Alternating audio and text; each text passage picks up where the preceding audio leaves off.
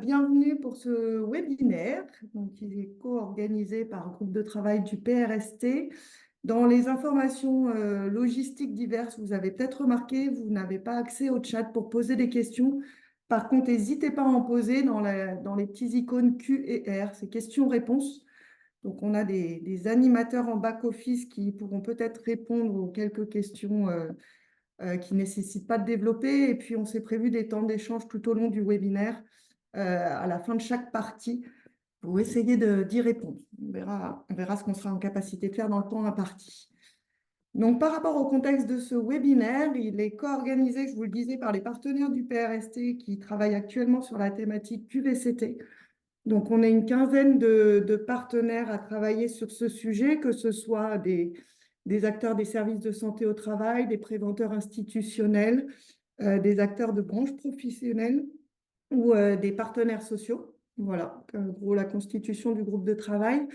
Et on a décidé d'organiser une action qui va consister à animer deux webinaires.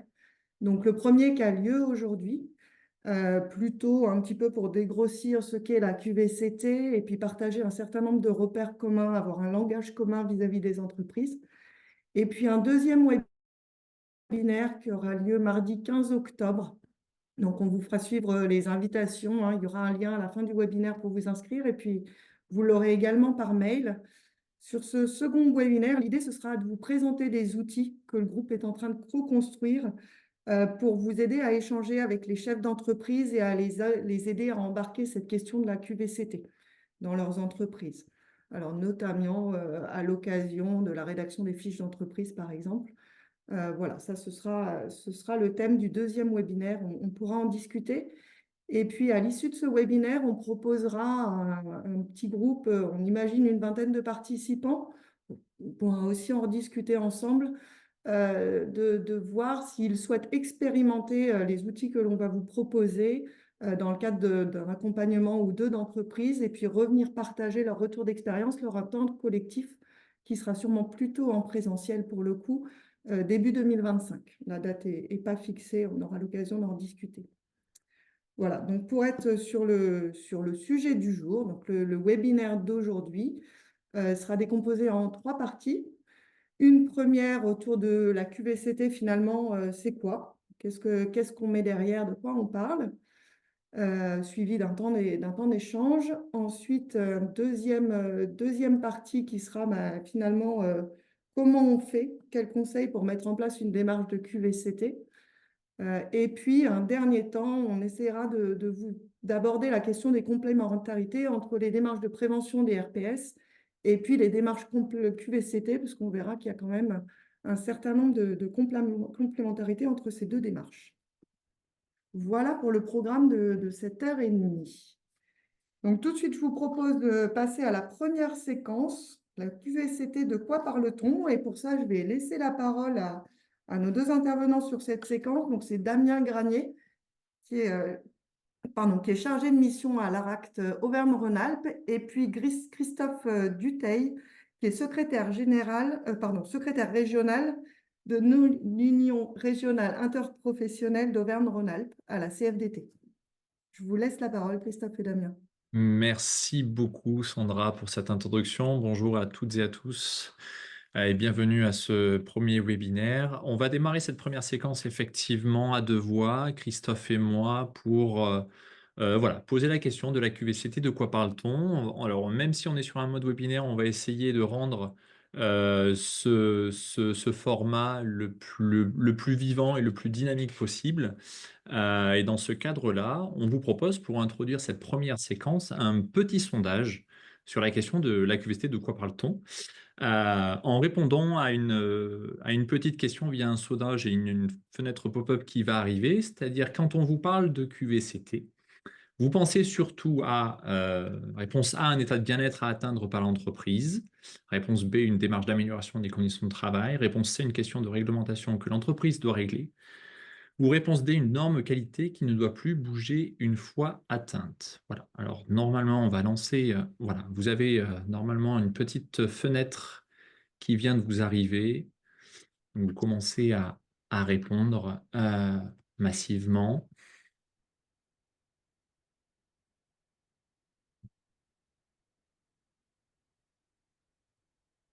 Alors vous êtes nombreux hein, sur ce webinaire, parce que vous êtes déjà plus de 160 personnes à nous suivre. Voilà. Alors on va attendre encore les derniers retardataires pour répondre à cette question. Vous êtes près de 90% quasiment à avoir répondu. On va attendre encore 10 petites secondes.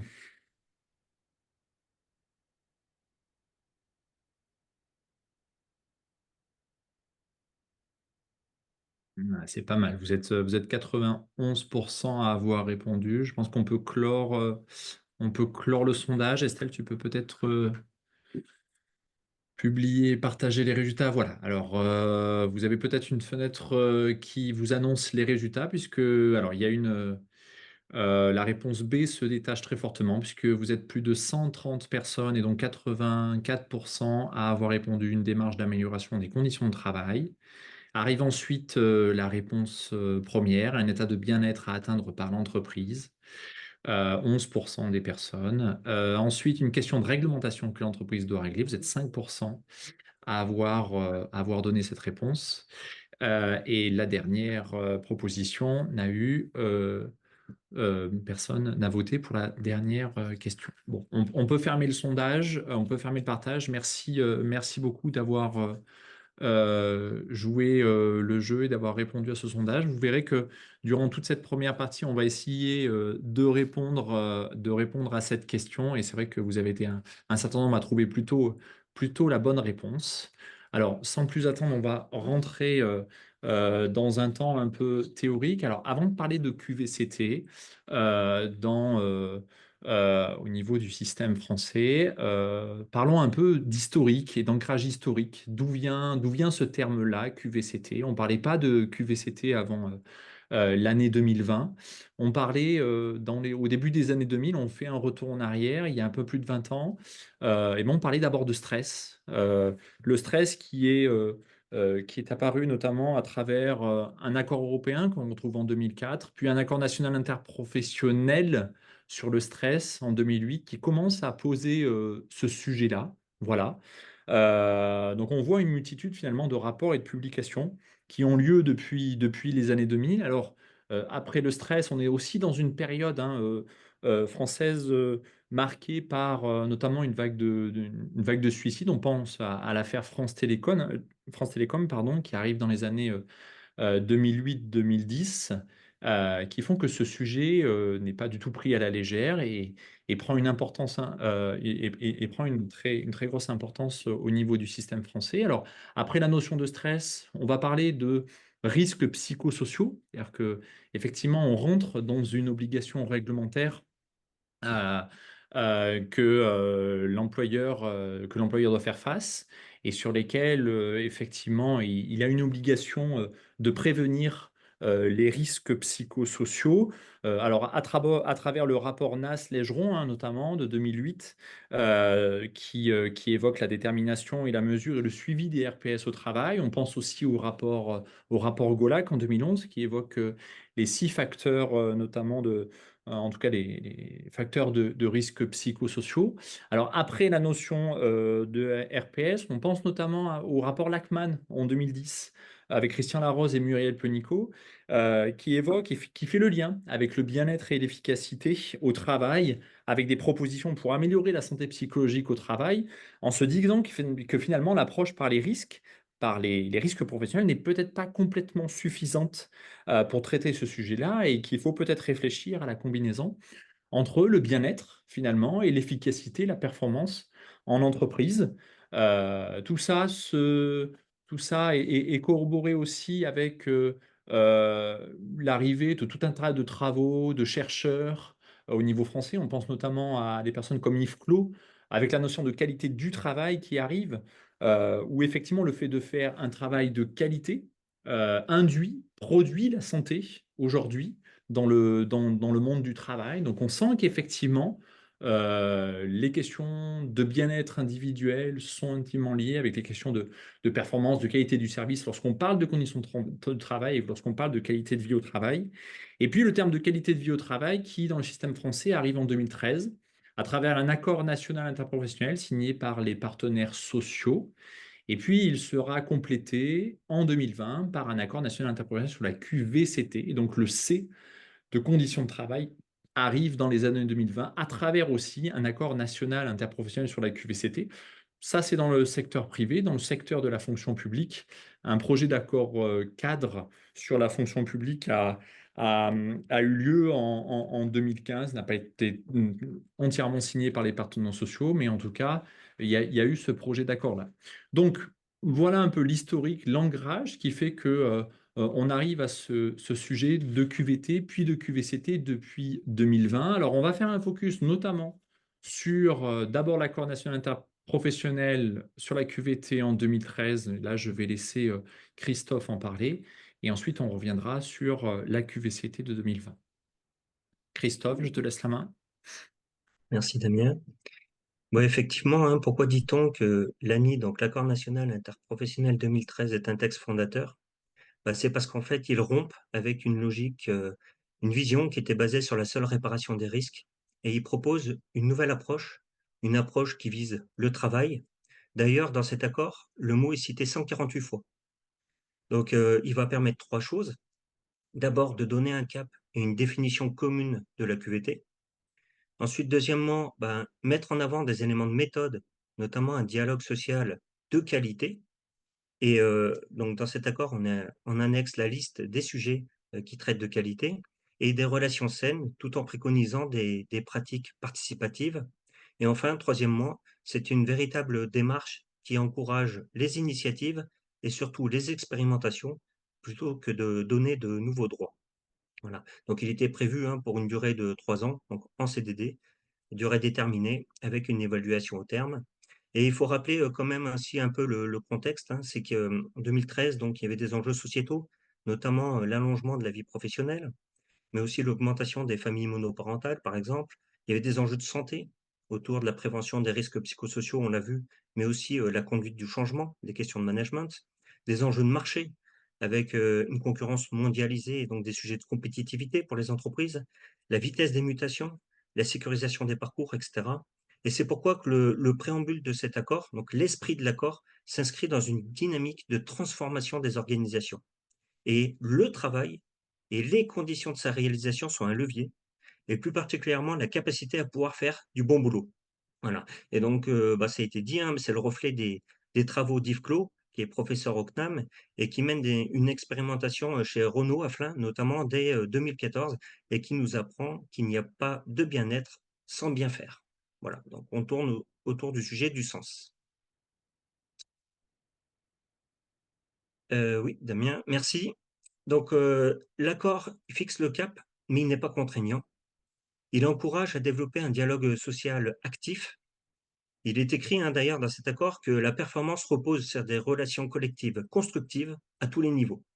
Et surtout aussi que la compétitivité passe par la capacité à investir dans l'intelligence collective et individuelle. Donc c'est très intéressant.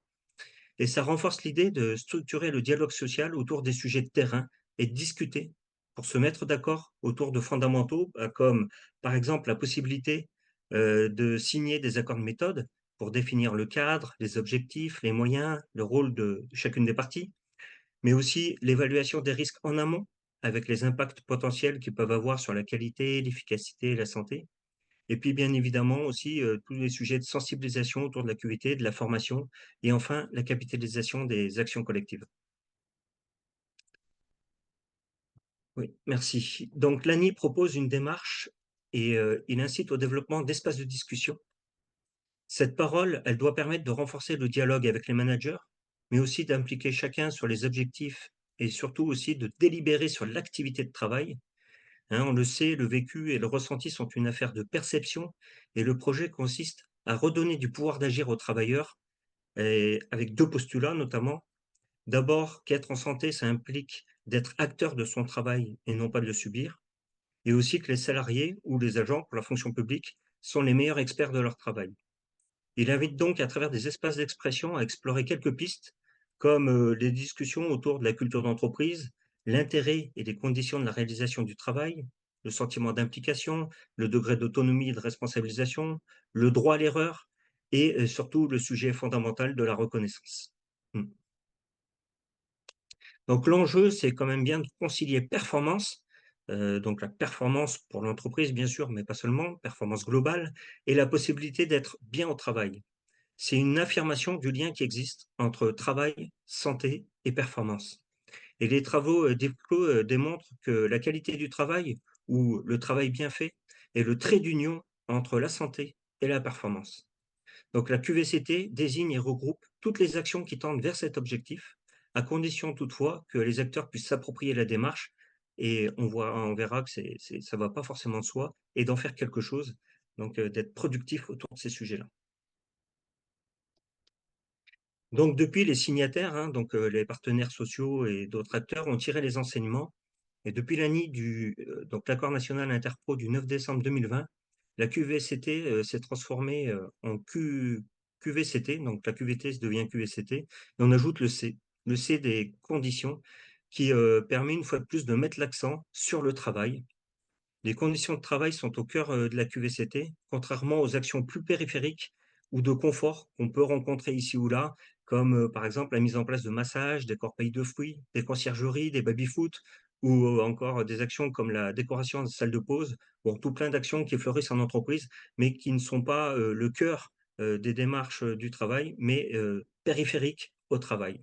Donc ça participe à la QVT bien sûr, mais c'est trop éloigné des enjeux prioritaires qui sont vraiment, en tout cas pour les organisations syndicales, d'améliorer les conditions de travail et tout ce qui tourne autour de la sujet de la prévention primaire.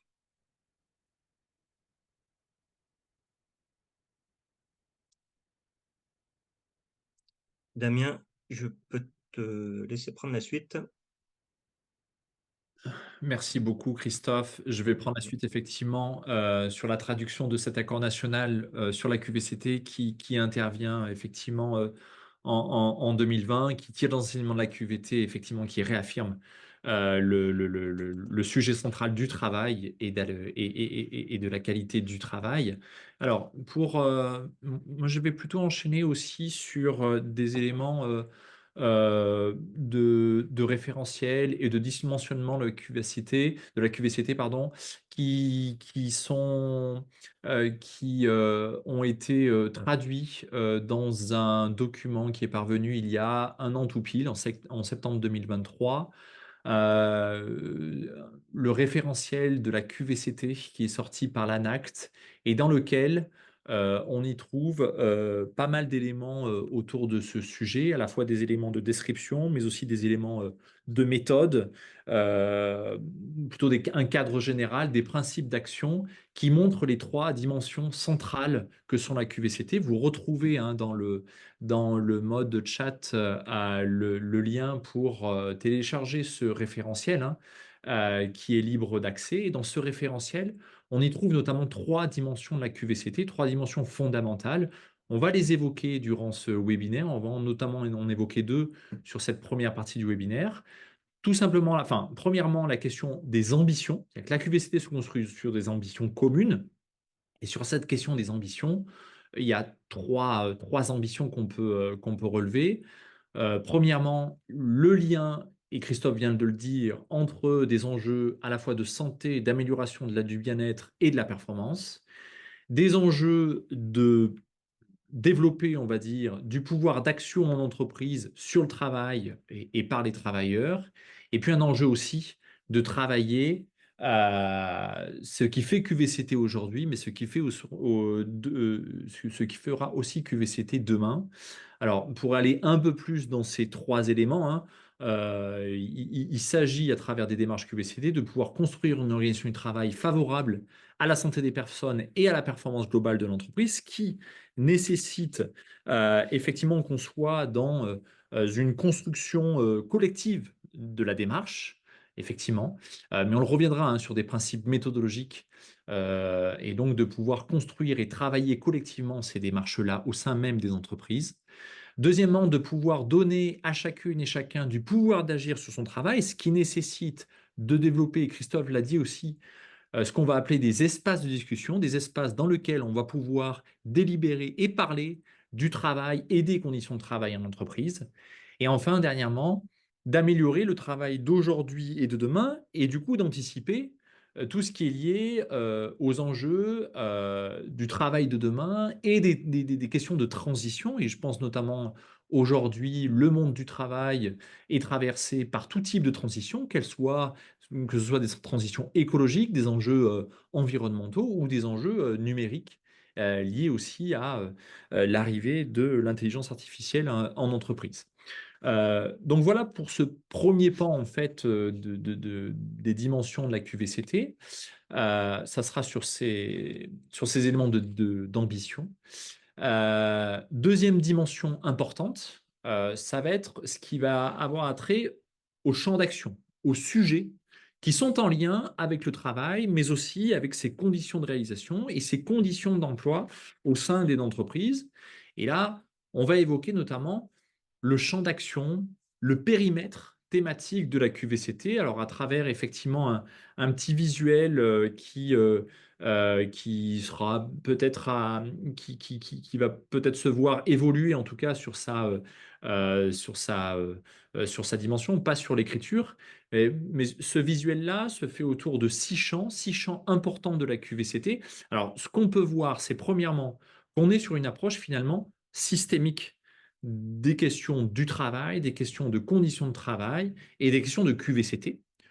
Deuxièmement, le travail est vraiment au centre de ces six champs et de ce périmètre-là. Troisième chose peut-être à dire, il ne s'agit pas de traiter systématiquement tous ces six sujets, mais de s'assurer finalement qu'un projet, une action qu'on conduit à travers une démarche QVCT doit permettre de progresser au moins sur un ou sur plusieurs champs d'action. Voilà, ça c'est important. Et enfin, l'idée aussi, à travers cette rosa, cette boussole, en tout cas cette représentation QVCT, ça peut être vu aussi finalement comme un outil sur lequel l'entreprise essaye de voir finalement sur chacun des champs ce qui existe, ce qui est plutôt positif, ce qui est plutôt satisfaisant, ou alors ce qui ne l'est ce qui l'est un peu moins, ce qui pourrait être amélioré, quels sont les champs sur lesquels effectivement l'entreprise n'a pas forcément mis en place d'action, n'a pas forcément travaillé. Il y a des champs qui sont plutôt inexistants, il y a des champs qui sont plutôt existants, mais qui auront peut-être à travailler. Donc cette rosace aussi, cette représentation peut être utilisée comme un outil pour les entreprises pour travailler ce sujet de la QVCT. Voilà. Alors, on vous a mis à travers, alors là, la diapo est un peu lourde, hein, des exemples de sujets travaillés dans les structures dans le cadre de démarches QVCT. Et vous le voyez bien, effectivement, on a des éléments qui vont traiter à la fois des questions d'organisation du travail, à la fois des questions d'horaire de travail. Voilà. Pour exemple, hein, il y a plein de choses qui ont été testées à l'épreuve lors de la période de Covid sur des questions de télétravail. Voilà. L'idée, c'est vraiment de pouvoir expérimenter chacune de ces actions, chacun de ces sujets-là en entreprise et d'en faire vraiment un sujet expérimental, qu'elle touche à la fois l'organisation du travail, qu'elle touche le contenu du travail, que ça touche aussi les questions de charge de travail ou de management. Voilà. Alors, je ne vais pas passer beaucoup de temps sur tous ces exemples-là, mais ça vous donne un peu des idées d'actions qui peuvent arriver sur ce champ de la QVCT. Voilà pour cette première partie où on a essayé effectivement de donner, on va dire, des éléments de repère sur la QVCT et des éléments aussi de définition en reportant un peu de l'historique. Comme vous l'aurez compris, comme l'a évoqué Sandra, chacune des parties, on proposera voilà, un petit temps de questions-réponses. Donc n'hésitez pas vraiment à pouvoir réagir dans le chat, dans la partie, vous avez un petit onglet questions-réponses pour pouvoir réagir ou poser des questions. Je crois que la majeure partie des questions ont déjà été un peu répondues. Mais effectivement, on peut confirmer que toutes les actions QVT sont bien du champ de la responsabilité sociale des entreprises et que ça peut participer à être un facteur différenciant aussi.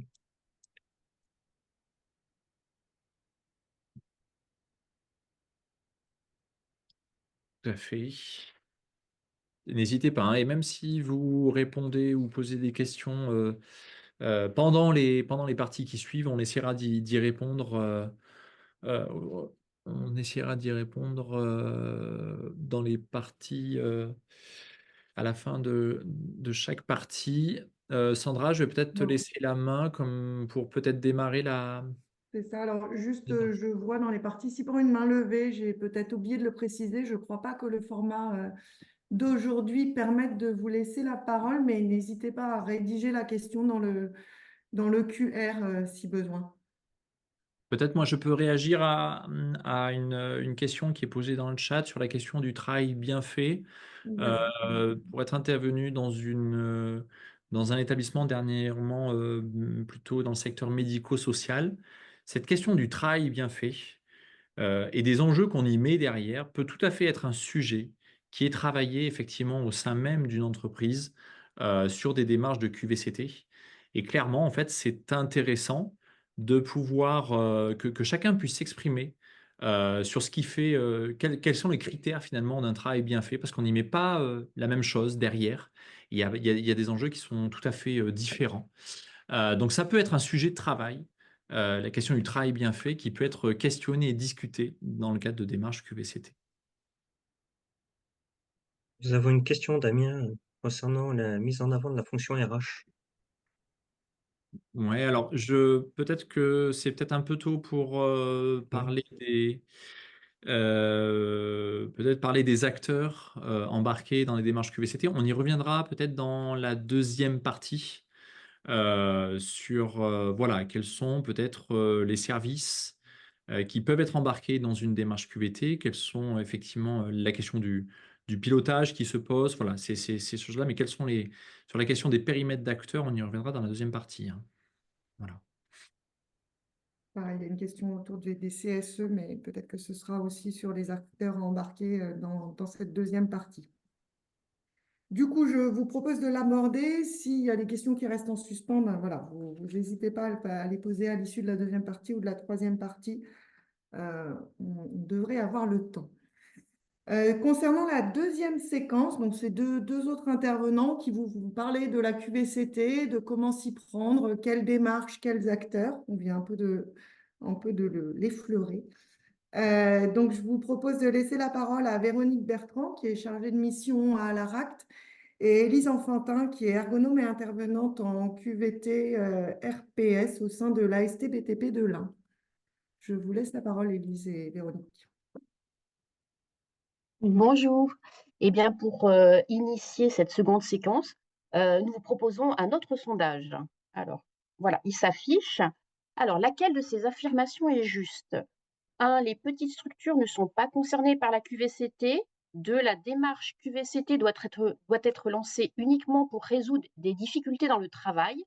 3. La QVCT sait faire uniquement de la prévention des RPS sans le nommer. 4. La phase d'expérimentation est une étape indispensable dans une démarche QVCT. Vous avez 30 secondes pour répondre.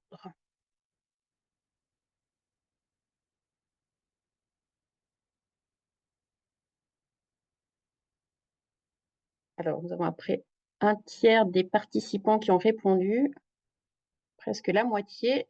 Parfait.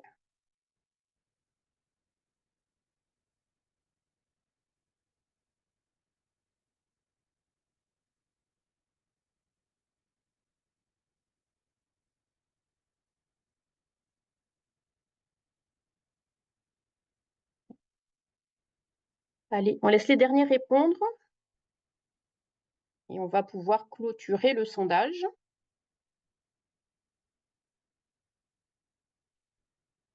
Je vous laisse afficher les résultats du sondage.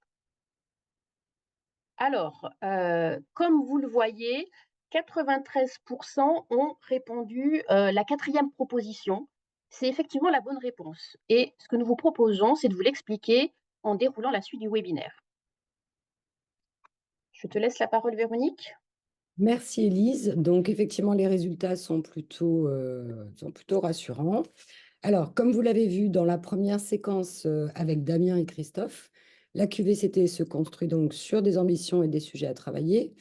Et finalement, pour pouvoir répondre aux objectifs recherchés et obtenir notamment des résultats, on va mettre en œuvre plusieurs principes clés que nous allons vous présenter à deux voix avec Élise dans cette seconde séquence. Damien, merci de poursuivre. Alors, si on revient un instant sur l'accord de 2020, ce qu'il est important de retenir, notamment pour aborder cette séquence, c'est que cet accord réaffirme que la démarche QVCT, c'est avant tout une démarche qu'il faut adapter en fonction des besoins et des spécificités de chacune des entreprises, selon la taille, selon le domaine d'activité ou encore la localisation, et qu'elle repose notamment sur des principes méthodologiques, ce qui veut dire qu'il n'existe pas du tout de solution toute faite, malheureusement, mais qu'elle va s'appuyer néanmoins sur des éléments constitutifs pour pouvoir se mettre en œuvre. Alors, chaque entreprise donc va construire sa propre démarche tout en respectant les principes suivants pour la faire vivre. Le premier, c'est que la démarche se co-construit, comme là, on l'a plus ou moins évoqué lors de la première séquence. Il s'agit là, en fait, de partager en amont un engagement commun de la direction, des salariés et des représentants du personnel, lorsqu'il y en a, bien sûr, mais aussi de partager les objectifs et de définir des modalités pour conduire la QVCT de manière concertée. Ensuite, la démarche implique de mettre en œuvre des actions concrètes à partir de constats et de priorités qui sont partagés au sein d'un espace dans lequel on va pouvoir parler du travail et de la manière dont chacun le fait. Un autre principe qui est au cœur de la démarche, qui en fait son originalité, mais vous avez tous bien répondu, c'est qu'elle invite à expérimenter concrètement de nouvelles pratiques ou de nouvelles activités ou encore de nouvelles façons de fonctionner. Enfin, il s'agit aussi d'évaluer les effets de la démarche et de partager les résultats avec les professionnels. Alors, comme dans toute démarche de type projet, la démarche QVCT va progresser par étapes. Il s'agit en fait d'installer un processus pour expérimenter les façons de mieux travailler. On commence par préparer et cadrer la démarche. On passe ensuite par un état des lieux pour ne pas partir de zéro. Et puis, sur la base de l'état des lieux, on passe par une étape d'expérimentation pour ensuite aller vers la diffusion et la pérennisation de la démarche. Damien, je te laisse poursuivre, merci. Si on passe à la première étape, cadrer la démarche, ça demande en fait de prendre le temps qu'il faut pour bien la structurer dès son lancement et l'installer dans les meilleures conditions.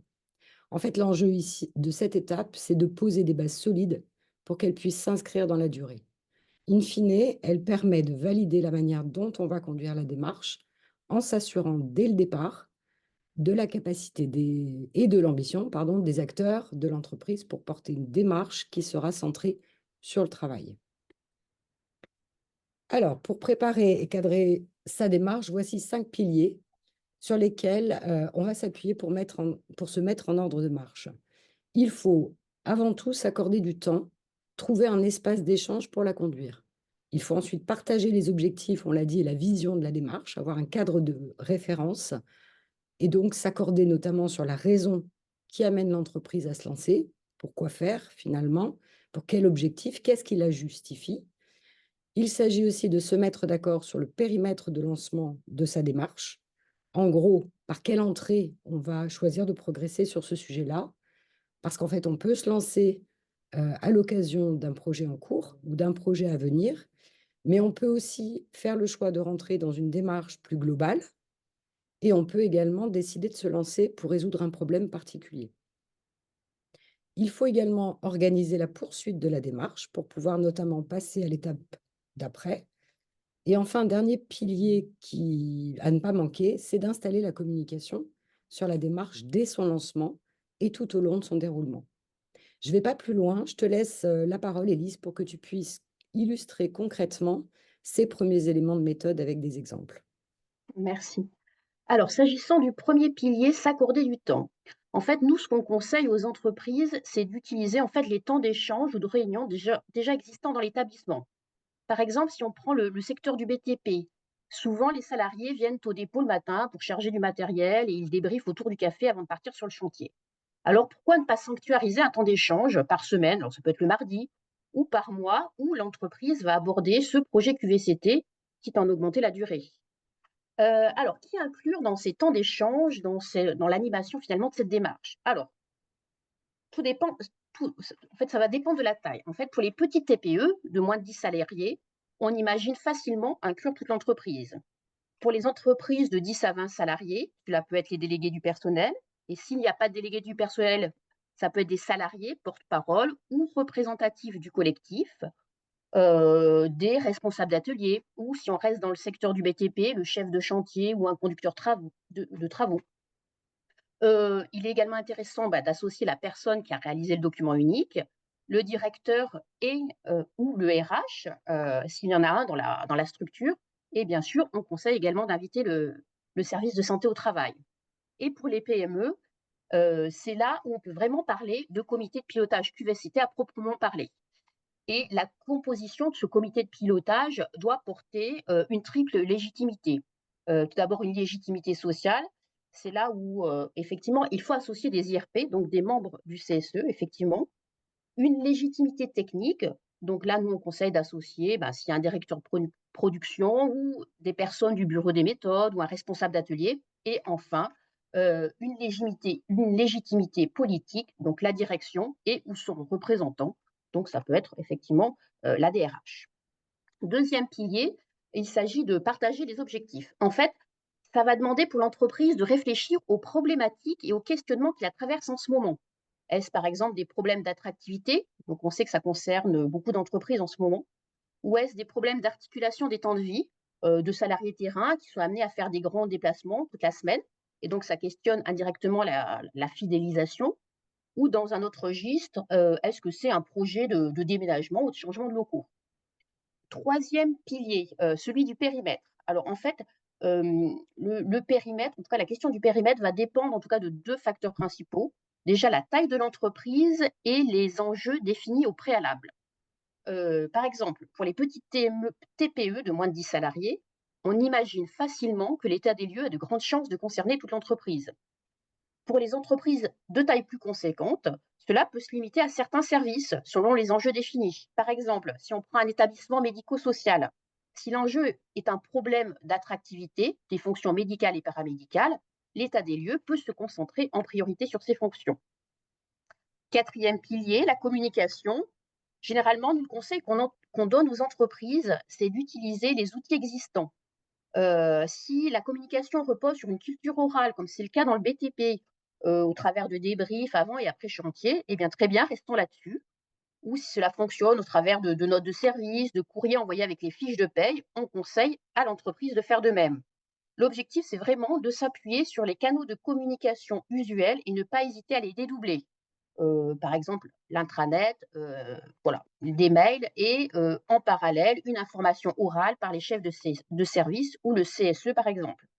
Généralement, il y a 3 temps minimum de communication dans une démarche QVCT, avant l'état des lieux pour faciliter l'adhésion des salariés, entre l'état des lieux et l'expérimentation pour inciter les salariés à participer à l'expérimentation s'ils sont concernés, et après la phase d'expérimentation pour faciliter l'appropriation des changements mis en place et donner à voir les suites, les actions pérennisées par l'entreprise issues ou suite à la participation des salariés. Et enfin, dernier pilier, organiser la poursuite de la démarche. Donc déjà, ça demande de définir le calendrier. Si je reprends l'exemple du BTP, ça va être par exemple à quelle fréquence je fais ces fameux débriefs café du matin sur la QVCT. Est-ce tous les mois? Est-ce tous les 15 jours? Qui on va interroger dans la phase d'état des lieux? Est-ce tout le monde ou davantage certains services? Et également, c'est comment on va y aller, c'est-à-dire c'est la question de la méthode, c'est-à-dire est-ce que je vais réaliser cet état des lieux via un questionnaire ou plutôt utiliser des échanges collectifs? Et bien sûr également, c'est la question de l'outillage et ça, c'est ce qu'on va vous présenter lors du second webinaire. Alors, merci Élise. Donc, passons maintenant à l'étape de l'état des lieux de la QVCT, qui est une étape pas systématique, mais extrêmement utile parce qu'on ne part jamais de rien. En fait, elle permet à minima de partager, de rendre visible ce qui existe et qui contribue déjà à faire QVCT dans l'entreprise. Mais c'est souvent aussi l'occasion pour l'entreprise de mettre en cohérence des actions qui sont souvent engagées au coup par coup. Et surtout, l'état des lieux va permettre de cibler des sujets prioritaires et de choisir un premier chantier à expérimenter. Alors, pour faire un état des lieux, ce qui est important de retenir en termes de principes pour agir, c'est que c'est avant tout un exercice qui se fait collectivement pour aller chercher ce qui, dans l'entreprise, participe déjà à la QVCT et pour repérer ce qui pourrait être à améliorer. En fait, il s'agit d'investiguer les 6 champs d'action de la QVCT en fonction du périmètre qui a été retenu au préalable, en s'appuyant notamment sur un ou plusieurs espaces de discussion sur le travail, comme on l'a évoqué lors de la première séquence, et en s'appuyant sur des outils pour faciliter la discussion. C'est donc un exercice qui est co-construit en impliquant les différents points de vue des professionnels, quel que soit le métier, afin d'avoir une vision finalement solide et pluridisciplinaire et pour que ça fasse sens surtout pour tous. Pour nourrir la discussion lors de ces espaces d'échange, j'en profite pour vous dire que nous aurons l'occasion, comme on l'a dit tout à l'heure, de vous présenter des outils et des méthodes lors du second webinaire du mois d'octobre. Élise?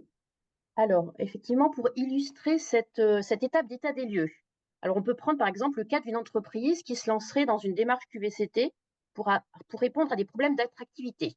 Alors pour elle, 2 portes d'entrée sont possibles pour réaliser l'état des lieux.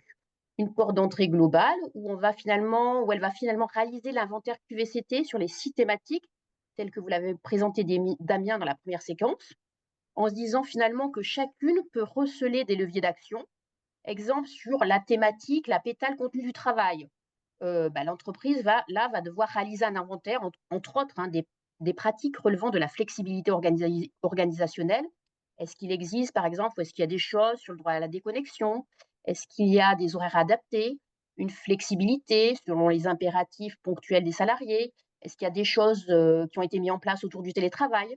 Et en fait, selon ce qu'a mis en place l'entreprise, cela peut être des leviers sur lesquels agir et ou communiquer. Et puis, deuxième porte d'entrée, pour traiter ce sujet, ça peut être une entrée spécifique sur la thématique compétences et parcours professionnels. Et donc là, on va interroger peut-être spécifiquement le processus intégration et fidélisation. En effet, le processus d'intégration peut se décomposer en plusieurs phases. Tout d'abord, il y a l'amont, la définition du profil recherché, la phase de recrutement elle-même, la phase d'accueil du salarié, la période d'essai et la période post-mise à l'essai. Et là, l'objectif, c'est de faire pour chaque étape un inventaire des pratiques existantes, de ce qui fonctionne, de ce qui est amélioré, de ce qui manque ou de ce qu'on pourrait imaginer en plus. En conclusion, ce qu'on peut dire, c'est que finalement, l'état des lieux QVCT relève davantage de l'inventaire pratique, de dispositifs mis en place par l'entreprise sur un certain nombre de sujets. Ainsi, alors tout va dépendre en fait de la méthode de diagnostic RPS utilisée, mais généralement par rapport à une démarche RPS, cela prête moins, entre guillemets, hein, le flanc aux critiques. Souvent, ce qu'on reproche aux démarches RPS, c'est d'être une approche un peu subjective et basée sur le ressenti des salariés. Merci Élise. Une fois l'état des lieux réalisé, il s'agit maintenant de passer à l'étape de l'expérimentation, qui est quand même l'étape qui va permettre d'agir en changeant les manières de fonctionner et de travailler. Donc, expérimenter ici, c'est partir du principe que les changements d'aujourd'hui vont préfigurer les conditions de travail et la performance de demain. Donc, il s'agit, pour faire court, de préparer le ou les chantiers d'expérimentation pour tester des actions. Et c'est surtout une étape et l'occasion de renforcer la possibilité pour les salariés d'agir sur leur travail et de les rendre acteurs de la démarche. C'est quelque part le rapprochement avec le terrain et la question du travail. Damien, je veux bien la suite. Donc, pour passer à l'action, là encore, on va mobiliser des principes et des méthodes qui permettront de faire autrement et surtout de sécuriser les changements en mesurant les risques. Parce que si on veut fabriquer le fonctionnement de demain, ça ne peut pas se faire sans intégrer le point de vue du travail et la manière dont il se réalise. Ce qui implique donc de co-concevoir l'expérimentation avec les salariés, les managers et les experts concernés. Donc cette étape invite également à mettre à l'essai ce que l'on cherche à transformer. Il s'agit là en fait de se mettre d'accord pour tester les actions qui sont proposées pour fonctionner autrement et d'évaluer les résultats avec les professionnels et les managers selon des critères qui auront été définis préalablement collectivement. Finalement, en expérimentant, on se donne le droit à l'erreur et à la possibilité de s'ajuster au fil de l'eau, dans un périmètre et des objectifs qui sont définis par les parties prenantes. Mais ce qui est important de retenir aussi sur cette phase-là, c'est que l'expérimentation, elle s'adapte. En d'autres termes, il faut adapter le processus et le mode et la méthode, on va dire, en fonction de la nature et de la complexité du changement ou de ce que l'on souhaite transformer. Ça peut passer par le nombre de réunions à prévoir pour co-concevoir, qui sera différent, le délai qu'on va se donner pour tester, pour mettre à l'essai, ou encore quel périmètre on va choisir pour expérimenter. Élise, je te repasse la parole pour que tu puisses illustrer aussi. Merci. Alors, pour illustrer finalement cette phase d'expérimentation, on peut prendre le cas d'un EHPAD, donc environnement connu pour ses problématiques de charge de travail et d'usure professionnelle. Là, dans ce cas-là, le sujet de débat, c'était le dîner en chambre qui avait été mis en place au cours de la période Covid et qui avait perduré par la suite. Donc, pratique peu conviviale pour les résidents et en plus génératrice de charges de travail supplémentaires, à la fois pour les cuisines, puisqu'ils devaient individualiser toutes les portions, mais également pour les lingères et les agents d'entretien, car cela occasionnait en tout cas plus de salissement des draps, des vêtements, des surfaces par renversement des plateaux ou des assiettes. Donc là, le groupe de travail émet l'idée de tester au premier étage le service dans la salle à manger d'étage, donc pour les résidents les plus autonomes en termes de déplacement. Et donc, finalement, c'est ça qui a été expérimenté. Mais pour qu'une expérimentation soit opérante, il faut aussi que ça soit délimité dans le temps. Dans le cas de l'intervention en question, l'établissement avait choisi de tester cette organisation sur 2 mois.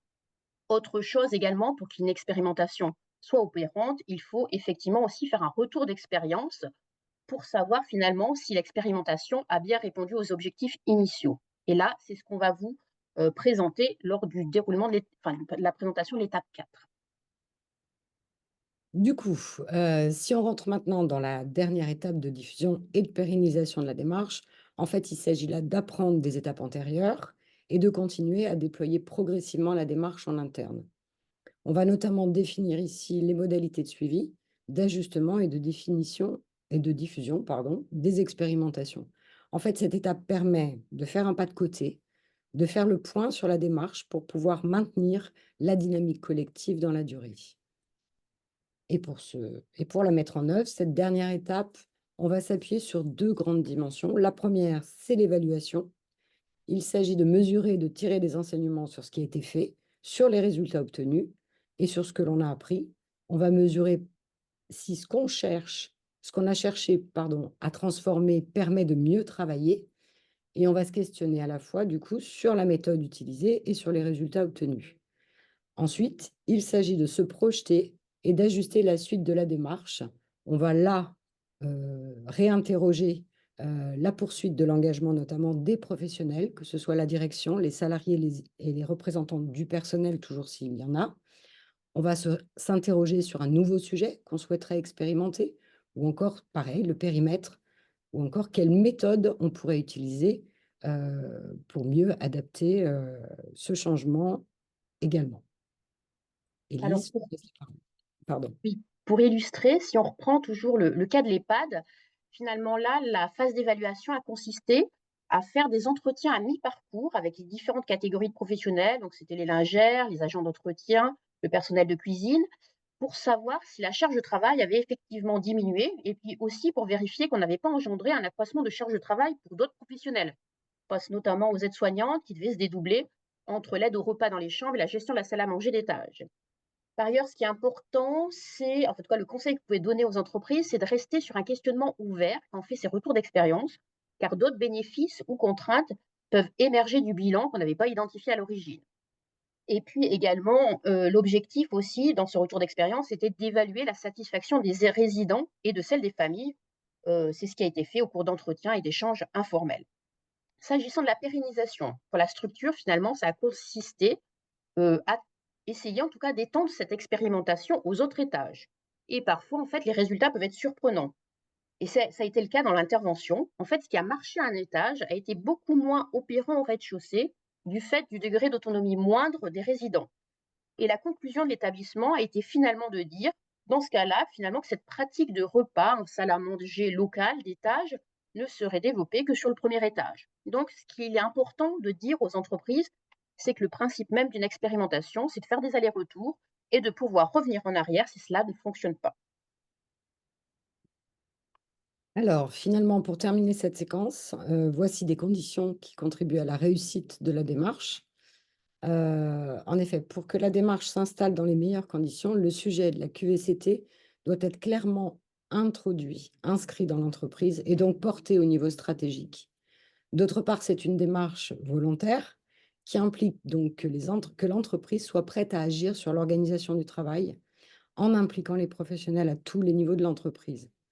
Elle repose également sur une qualité des dialogues, dialogue professionnel et dialogue social, c'est-à-dire sur la capacité finalement des acteurs de l'entreprise à se parler. Sur ce point, nous aurons l'occasion de vous présenter un outil à nouveau lors du second webinaire qui permet notamment de questionner l'engagement de la direction et donc de l'entreprise sur le déploiement d'une démarche QVCT, un peu le stop and go, ou qu'est-ce qu'on doit faire avant peut-être de se lancer. Et puis, un point important, un retour d'expérience notamment, se lancer dans une démarche QVCT, ça demande quand même à l'entreprise d'avoir un certain niveau de maturité sur les sujets de conditions de travail. Je peux me permettre de compléter? Mmh. Oui, c'est vrai qu'on voulait vous alerter sur cette question de la maturité, puisque, faut faire attention, formalisation ne veut pas forcément dire maturité. On a notamment, je pense, tous, en tête l'exemple du document unique. C'est vrai que la maturité, elle ne se mesure pas qu'à la formalisation, même si elle y contribue quand même. Souvent dans les TPE, en tout cas dans le secteur du BTP, beaucoup d'entreprises ont le document unique, un DURP, mais qui peut être fait par le comptable ou la secrétaire. Donc ça ne témoigne pas d'une véritable prise en compte des risques professionnels, par le gérant en tout cas. Et inversement, alors le cas est beaucoup plus rare, on peut voir une véritable attention, une véritable prise en compte des conditions de travail par l'employeur, sans pour autant que celui-ci ait formalisé quelque chose. En fait, la maturité se mesure par l'engagement de l'employeur, bien sûr, mais également aussi par l'appropriation de la culture sécurité par les salariés. Comment ils deviennent eux-mêmes acteurs, ils en comprennent les enjeux, ils ne l'aperçoivent pas uniquement comme une contrainte. En fait, c'est par l'échange avec l'employeur et les salariés, l'observation des façons de travailler, de dialoguer, des équipements mis en place, et également des locaux, des espaces de travail, que la maturité s'apprécie. Eh bien, cette seconde séquence est à présent terminée. Est-ce que nous avons un peu de temps pour des questions-réponses? Est-ce qu'il y a des questions en tout cas? Nous n'avons pas de questions pour l'instant. Ça m'est confirmé par Virginie. Donc, je pense qu'on peut enchaîner, Sandra. Oui, effectivement, les questions ont été en grande partie répondues dans le chat. Si vous jugez que ce n'est pas le cas ou vous avez des précisions, n'hésitez pas à compléter. Euh, du coup, on se refera un point à la fin de l'intervention. Je vous propose de passer à la troisième partie et dernière partie de ce webinaire. On a fait le constat qu'il y avait encore beaucoup de flou entre démarches de prévention des RPS et puis démarches QVCT. Donc l'idée, c'était un petit peu de vous balayer effectivement de ces deux démarches différentes, mais on voit bien qu'il y a des complémentarités. Donc, je vais laisser la parole à Damien Granier qui revient pour cette séquence-là, donc chargé de mission à l'ARACT, et puis à Myriam Attaf, qui est psychologue du travail et ergonome au service de santé PST dans l'Isère. Je vous Alors, on laisse. commence cette troisième partie avec un nouveau sondage. Alors, vous, service de prévention et de santé au travail, vous êtes sollicité aujourd'hui par une université. Cette université vous explique que cette année, un nombre important d'étudiants de première année ont intégré le campus universitaire, apportant avec eux de nombreuses demandes, notamment sur l'aménagement de l'emploi du temps, sur la volonté de bénéficier de plus de TD, ce qui engendre donc des RPS et des sujets de tension pour le personnel universitaire. Les acteurs de l'université ont le choix de chercher à résoudre ces problématiques, soit par une démarche de prévention des RPS, soit dans le cadre d'une démarche de QVCT.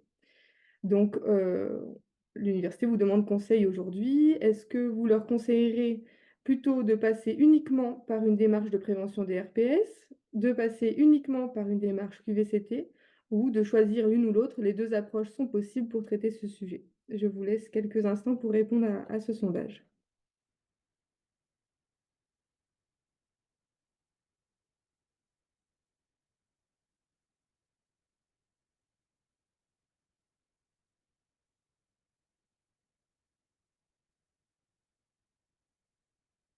On arrive à la moitié.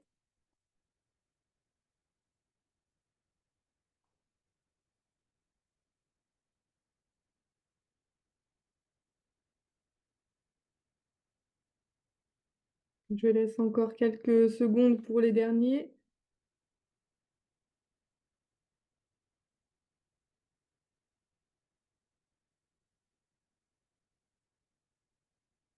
Et on peut afficher les résultats.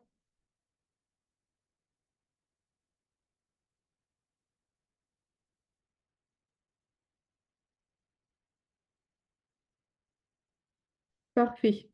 Alors, vous avez été 83% à choisir la dernière réponse, c'est-à-dire de choisir l'une ou l'autre et que les deux approches sont possibles. 9% à choisir la démarche QVCT et 8% à choisir la démarche de prévention des RPS.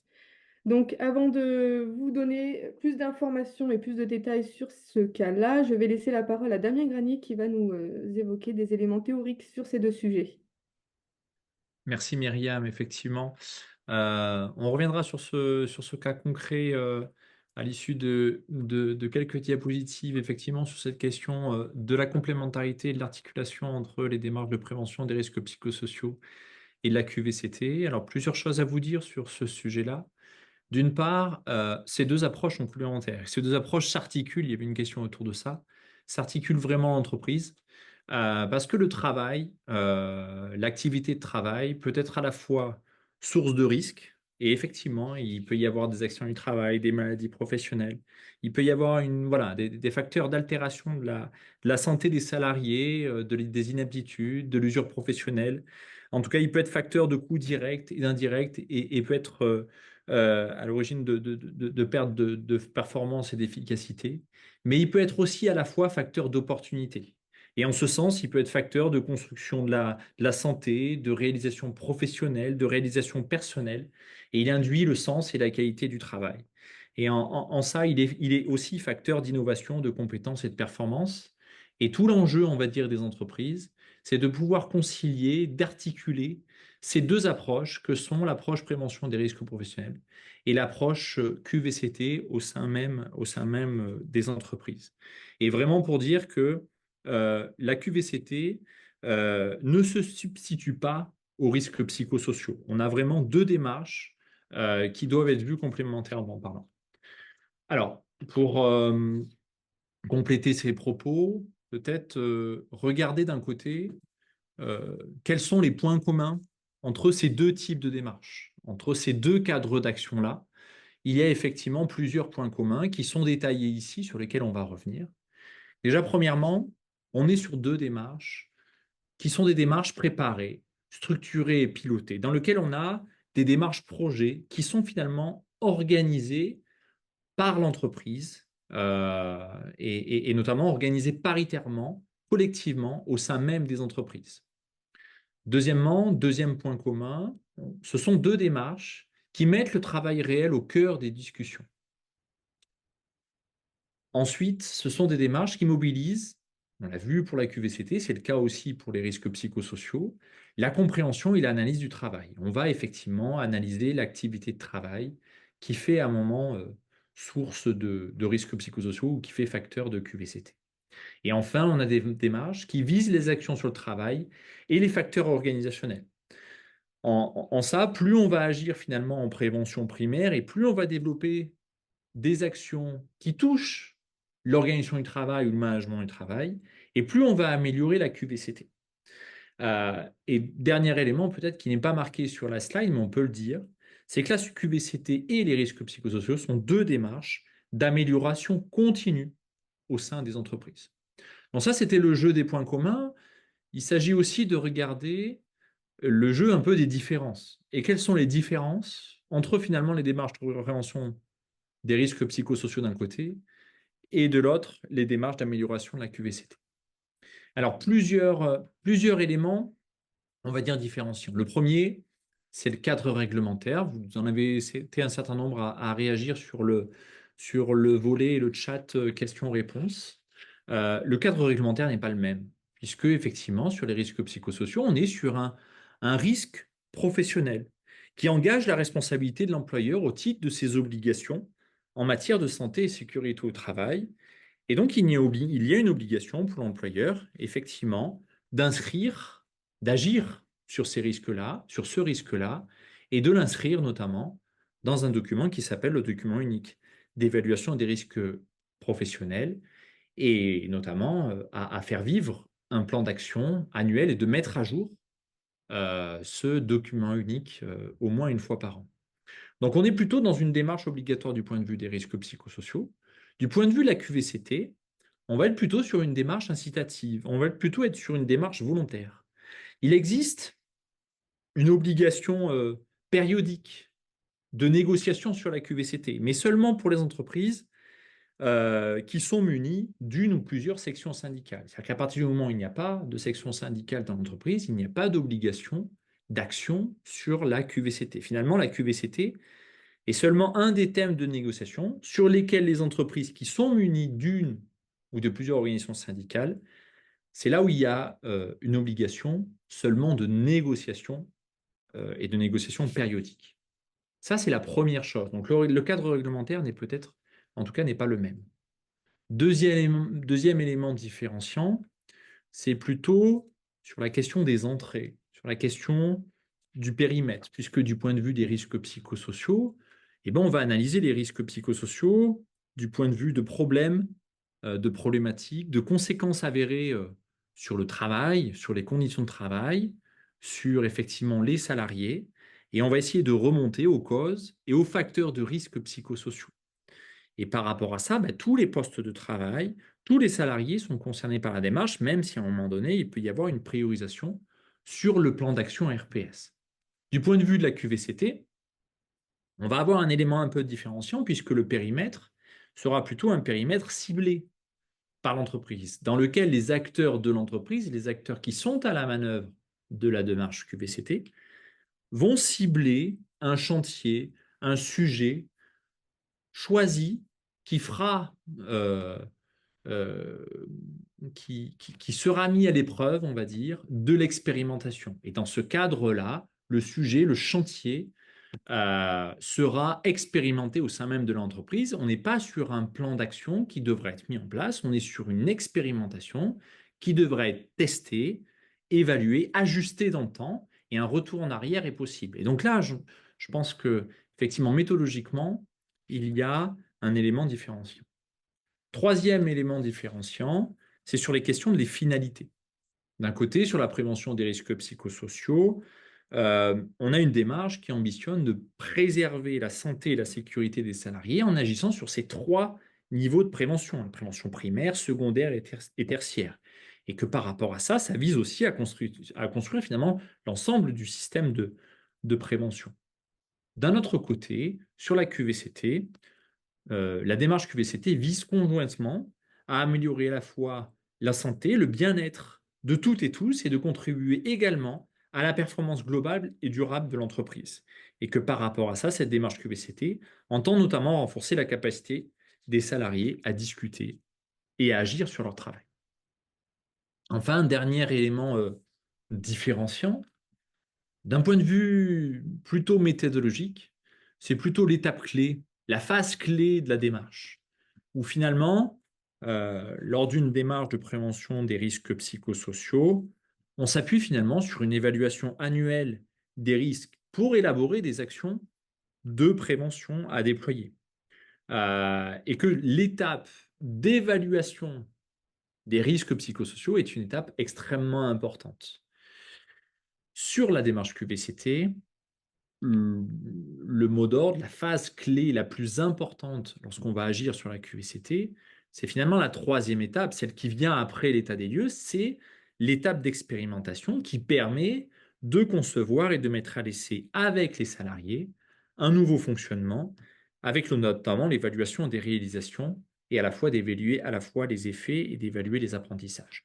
Donc on voit par rapport à ça qu'on est sur deux cadres d'action, deux démarches qui ont certaines différences, qui ont des points communs effectivement sur certains points méthodologiques, mais qui ont des différences. Et l'enjeu est vraiment de pouvoir articuler. Alors, il y avait une réaction sur la question de l'articulation de ces deux démarches. Alors, c'est pas si simple non plus parce que ça dépend du contexte d'entreprise, ça dépend du secteur d'activité d'entreprise, ça dépend de la taille de l'entreprise, de savoir comment on peut articuler ces deux démarches-là dans le temps. Mais on va pouvoir illustrer ces éléments-là en revenant notamment sur le cas d'entreprise. Et je vais laisser la parole à toi, Myriam, pour donner des éléments un peu plus opérationnels et illustrants. Donc oui, pour rappel, on faisait face à une situation préoccupante dans une université, donc avec un nombre élevé d'étudiants de première année, avec des demandes variées qui ont engendré des RPS et des tensions pour le personnel universitaire. Donc, on vous a demandé conseil à vous, SPST, pour le choix de la démarche et vous avez été une majorité à choisir la dernière réponse, c'est-à-dire que les deux approches sont possibles. Et nous allons pouvoir l'illustrer à l'aide d'un tableau et on va mettre en avant du coup ce qui diffère entre une approche RPS et une approche QVCT par rapport au cas de l'université. Donc, pour revenir à ce que Damien vient d'expliquer, donc comment est posé le problème? Donc, il s'agit de la phase d'entrée, donc le problème ou le sujet choisi. Pour l'approche RPS, on est plutôt sur comment prévenir les risques d'incidents liés aux relations avec les étudiants de première année. Et sur l'approche QVCT, on se demande plutôt comment améliorer l'accueil et la gestion des étudiants de première année. Ensuite, sur la question de la finalité, dans l'approche RPS, on est sur la prévention des risques, donc avec une dimension corrective. Et sur l'approche QVCT, c'est plutôt une question de qualité de service rendu aux étudiants avec une dimension prospective. Quels sont les acteurs impliqués? Alors, pour l'approche RPS, donc on aura les acteurs de la prévention, les agents d'université, et pour l'approche QVCT, on aura aussi les acteurs de la prévention, aussi les agents d'université, et on va aussi impliquer les acteurs qui participent à la définition du cadre d'accueil des étudiants, comme par exemple le service communication, le service informatique, les représentants des étudiants. Ensuite, pour l'approche méthodologique, pour ces deux approches, que ce soit l'approche RPS ou l'approche QVCT, on va être sur une démarche participative. La seule différence, donc, comme l'a évoqué Damien juste avant, c'est la phase d'expérimentation qui peut être faite dans l'approche QVCT. Et c'est vrai qu'on a un peu plus de mal à l'appliquer dans une approche RPS parce que souvent on est déjà dans une situation à risque. Ensuite, la solution de sortie, le livrable, donc l'approche RPS, donc c'est une dimension corrective des situations sur les questions d'organisation de travail, sur les relations interservices, le management, les espaces et temps de travail, la formation. Et par contre, pour l'approche QVCT, on est sur une dimension prospective avec un projet d'amélioration dans l'accueil et des sujets d'expérimentation qui touchent donc à toutes ces thématiques-là, donc l'organisation du travail, les relations interservices, le management, les espaces en temps de travail et les formations.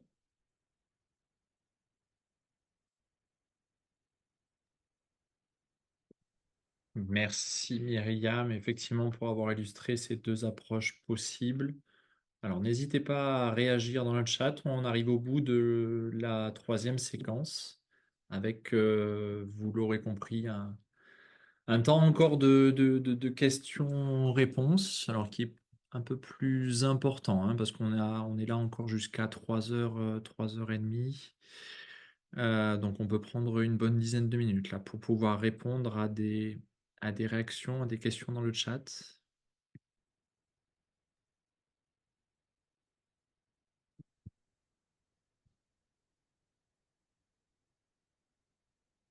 Alors, il y a plusieurs questions qui tournent autour de qui peut amener le sujet de la démarche QVCT en entreprise ou d'une façon plus générale, comment amener le sujet. Il y a des éléments de réponse dans le chat, mais si vous voulez compléter. Alors moi, je veux bien compléter effectivement sur le fait. Alors effectivement, il y a plein d'éléments pour pouvoir amener ce sujet-là en entreprise. Euh, Moi, je vais vous dire, inscrivez-vous au webinaire numéro 2, où en fait, vous allez trouver des outils qui vont vous aider à questionner les entreprises d'une manière globale sur la QVCT.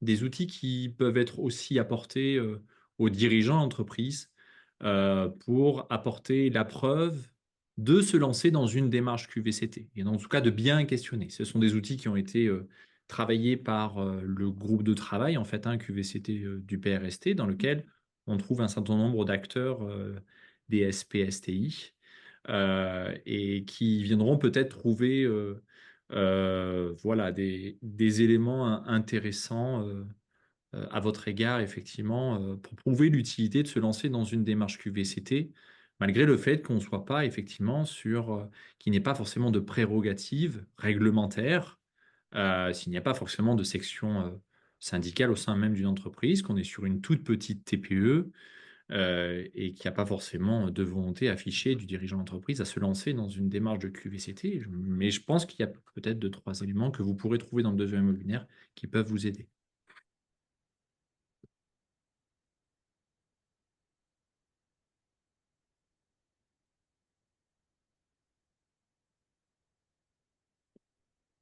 Il y a aussi des questions autour de l'accord de méthode.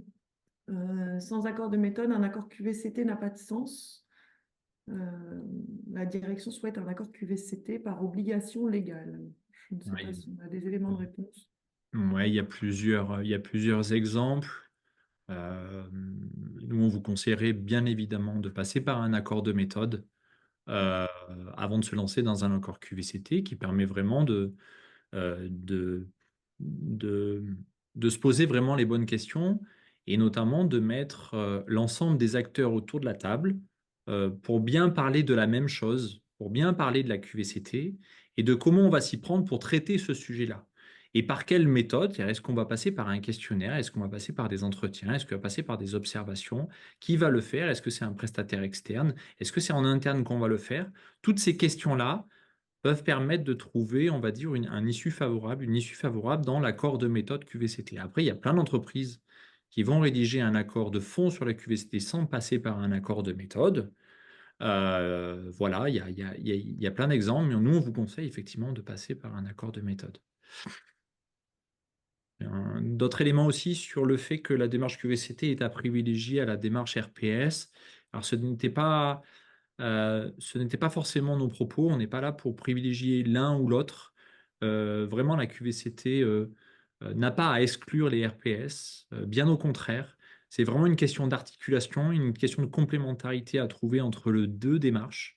Et j'ai envie de dire que si l'entreprise euh, agit bien sur les RPS et travaille bien sur les 3 niveaux de prévention, et notamment travaille bien sur des actions de prévention primaire, ça veut dire qu'elle s'attaque aujourd'hui à des questions d'organisation, à des questions de management du travail, à des questions de charge de travail qui peuvent être reprises dans la démarche QVCT. C'est là où se trouve l'articulation. Voilà. Donc, selon le contexte, il y a une articulation à trouver. Il n'y a pas à privilégier les deux démarches. Voilà. Les deux démarches sont à faire vivre au sein même des entreprises, alors selon la taille, hein, bien évidemment, et selon le contexte.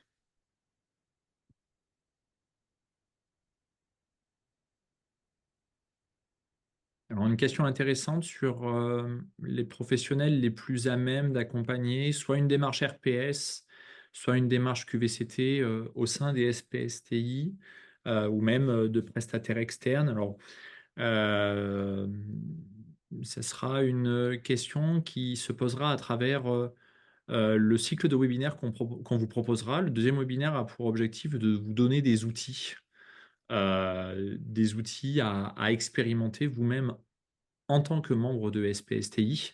Et peut-être qu'il y aura différentes expérimentations de ces outils-là. Et ce sera intéressant d'avoir, comme l'a dit Sandra, une forme de retour d'expérience de l'expérimentation de ces outils et de voir comment un ergonome, un psychologue du travail, un ATST ou un médecin du travail peuvent utiliser ces outils sur le terrain.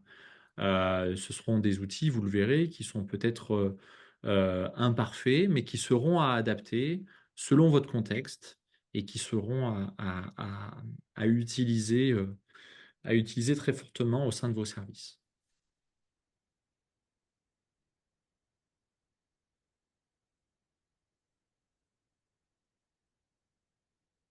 Alors, peut-être comme on a un peu de temps, mais je ne sais pas si vous avez des exemples comme ça à brûle-pour-point sur les démarches qui ont pu être menées dans l'industrie, dans le secteur de l'industrie. Des exemples de mesures déployées dans le domaine de l'industrie pour répondre au déploiement d'une démarche QVCT. Je ne sais pas si Je peux parmi les apporter participants. je peux apporter un peu de réponse, effectivement, Sandra. Alors après, je ne suis pas le seul, hein. N'hésitez pas, Oui. les collègues partenaires autour de la visio. Moi, j'ai pu accompagner effectivement une entreprise industrielle sur une démarche QVCT, mais avec plutôt une entrée projet, une entrée conduite de changement en fait, hein. Et notamment un projet à la fois qui mêlait des questions de réorganisation en fait, mais aussi qui collait un projet de conception architecturale avec effectivement l'arrivée d'un nouveau hangar en fait pour faire travailler les salariés. Et que du coup, finalement, la QVCT, c'est intégré dans ce projet de conception. Voilà. Et donc, du coup, le, la marguerite, la boussole que vous avez vue, la représentation en QVCT, a été questionnée au regard du projet qui a été lancé par l'entreprise pour effectivement apporter cette question du facteur humain, en fait, et cette question des conditions de travail à l'intérieur de ce projet-là. Voilà.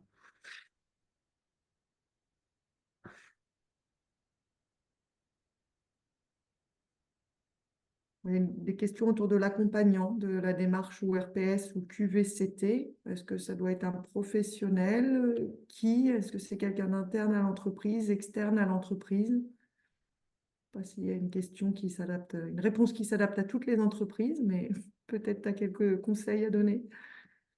Ouais, on est sur. Ouais, ça dépend du contexte. Il y a des avantages et des inconvénients dans les deux, j'ai envie de dire.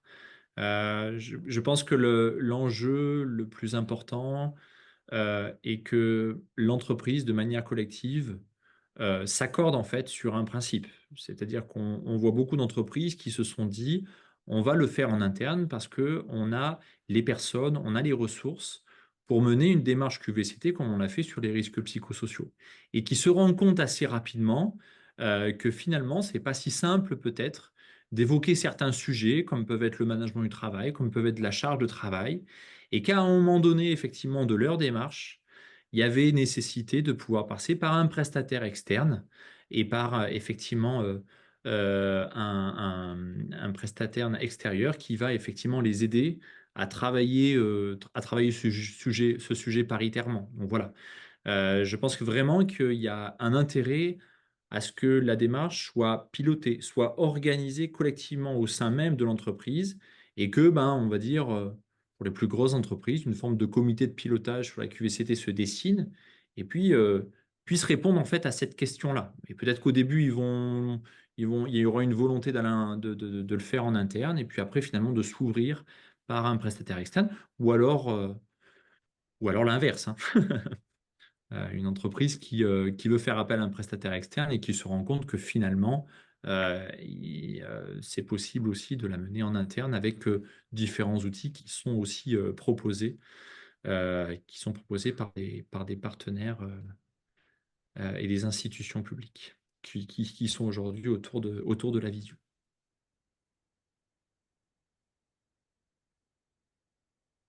Sur la question effectivement des outils lors du prochain webinaire, sur des exemples relatifs à la fonction publique. Vous le verrez sur le deuxième webinaire, on a essayé de construire des outils qui sont les plus adaptables, qui sont les plus modulables et qui vont pouvoir finalement être expérimentés à la fois sur tous les tailles, secteurs d'entreprise.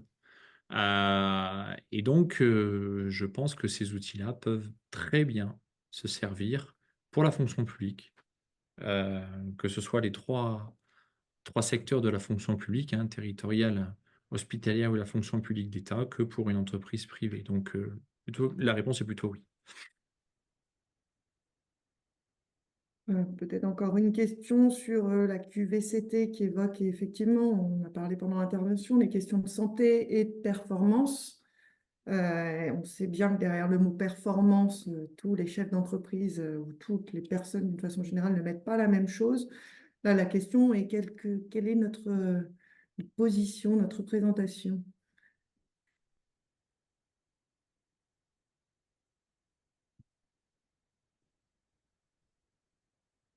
Si quelqu'un veut répondre, je crois qu'on est sur quelque chose autour de la réponse est dans la question, hein, santé et performance égale QVCT aussi. On entend par performance, performance sociale, c'est-à-dire que les salariés soient en bonne santé, contents de venir au travail et veuillent y rester. C'est un enjeu pour l'entreprise aussi. Performance économique, évidemment. Et l'entreprise soit pérenne économiquement. Et puis, on peut aller au-delà. Tout à l'heure, quelqu'un a abordé la question de la RSE, performance sociétale, c'est que l'entreprise soit bien dans son environnement, avec ses partenaires, ses clients, ses voisins. On peut y mettre, enfin, on aurait tendance, je crois, à y mettre beaucoup de choses derrière la question de performance. Si quelqu'un veut compléter.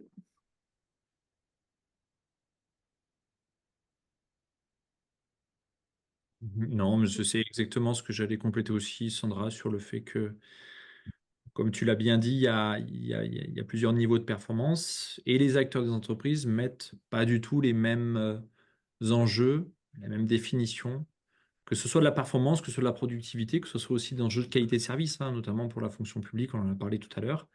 Et que par rapport à ça, une des premières étapes de la démarche QVCT, c'est vraiment de mettre les acteurs autour de la table, ceux qui vont être en mesure de piloter la démarche, et de s'entendre euh, sur les enjeux de leur démarche, à la fois les enjeux de santé, bien évidemment, d'amélioration du bien-être, mais aussi les enjeux de qualité de service, de qualité du travail, de performance, qu'elle soit économique, qu'elle soit sociale, et de voir effectivement comment aussi très tôt on peut évaluer ces enjeux-là.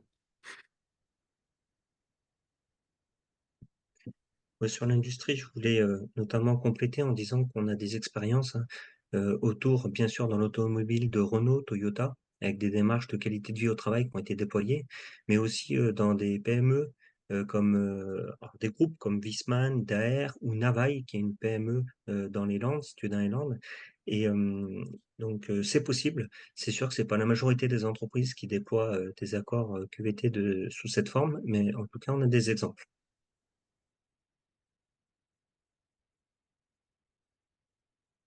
Quelqu'un nous pose la question aussi autour de la formation, mais elle a peut-être été répondue dans le chat. Pour accompagner en interne, quelle formation conseilleriez-vous? Alors, l'ARACT en propose hein, des formations. Les écoles de management, on travaille aussi en région avec un certain nombre d'écoles pour essayer d'intégrer un peu mieux ces questions de QVCT, santé et performance dans les programmes de formation, notamment des managers. Voilà, si vous avez des éléments sur les formations, je vous laisse réagir. Ouais, pour dire un mot effectivement sur les formations proposées par l'ANACT, il y a plusieurs formations qui sont proposées. C'est effectivement la formation QVCT est celle dans laquelle on a le plus grand nombre de personnes et qui a été démultipliée partout en France maintenant. On en trouve. Il y a 3 sessions qui s'organisent sur l'année, juste en Auvergne-Rhône-Alpes, 2 sur Lyon et 1 sur Clermont-Ferrand. Et toutes les ARACT proposent aussi des formations sur la QVCT. Et tu as raison, il n'y a pas que l'ANACT et les ARACT, Sandra, il y a aussi des écoles de management qui proposent des choses. D'ailleurs, en tant que partenaire social, si on devait parler de performance sur les formations, je pense qu'il serait utile d'avoir des formations avec, dans le même groupe, en même temps des managers, des salariés, des représentants du personnel, puisqu'on l'a dit au départ, ce sont une affaire de perception, et de mettre toutes les personnes dans la même salle à entendre le message au même moment, ça peut être aussi un vecteur d'efficacité. Formation paritaire. Et puis, il y avait enfin une question sur tout ce qui est données chiffrées, sur les liens QVCT et performance. Alors, oui, je sais qu'il existe plusieurs études. Je vais vous mettre un lien dans le chat. On avait essayé d'identifier ces sources, notamment dans le cadre d'une action du précédent PRST. Donc, je vous mettrai le lien livrable dans le chat. Mais c'est un document qui n'est pas très récent. Je pense qu'il y a d'autres publications qui ont été faites plus récemment. Donc, si d'autres personnes veulent intervenir et les proposer, n'hésitez pas.